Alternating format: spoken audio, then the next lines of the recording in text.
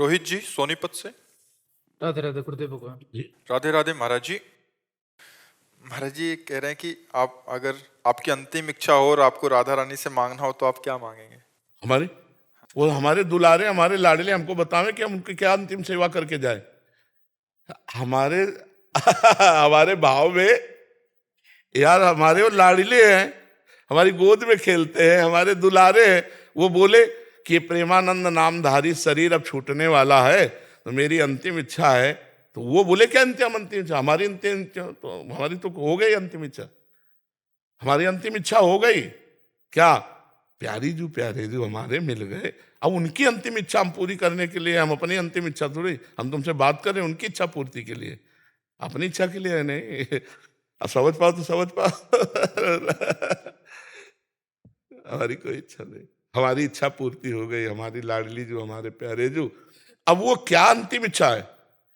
ये देखो अंतिम इच्छा करवाते जा रहे हैं, जीवन के अंतिम पड़ाव पर पहुंच रहे हैं, तो ये उन्हीं की तो बल से सेवा हो रही, वही सेवा करवा रही है, उनकी अंतिम इच्छा है।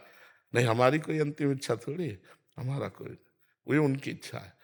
तो अगर हमसे श्री जी पूछे कि तुम्हारी अंतिम इच्छा क्या है, तो हम पूछेंगे आपकी अंतिम इच्छा क्या है?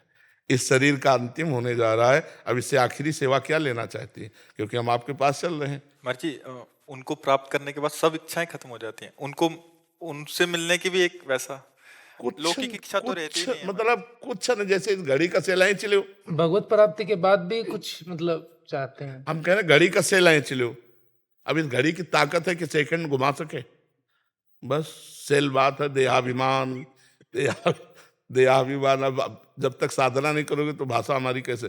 देहाभिमान प्रभु के चरणों में गया, खत्म। अब बिना इच्छा के इच्छा होती है।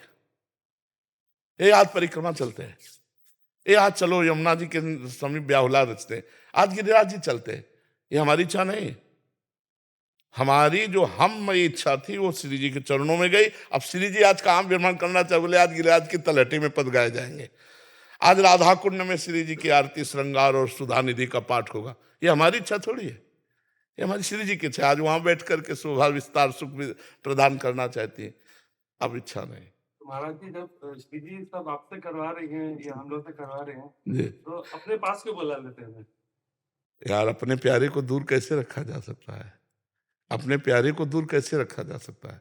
आप विचार करो, हम कार्य में दूर लगाए हुए हैं किसी को, पर हमारी दृष्टि है, और जब वो संपूर्ण कार्य कर लेता है तो उसको बहुत प्यार करके अपने नजदीक हृदय से लगा लिया जाता है। तू मेरी आज्ञा में रहा, तू सतत मेरे में रहा, ऐसे घोर प्रपंच में भी तुझे भेजा, तू डरा नहीं और मेरे स्मरण में रहा। अब आप मेरे पास रहे, मेरी सेवा में रहे।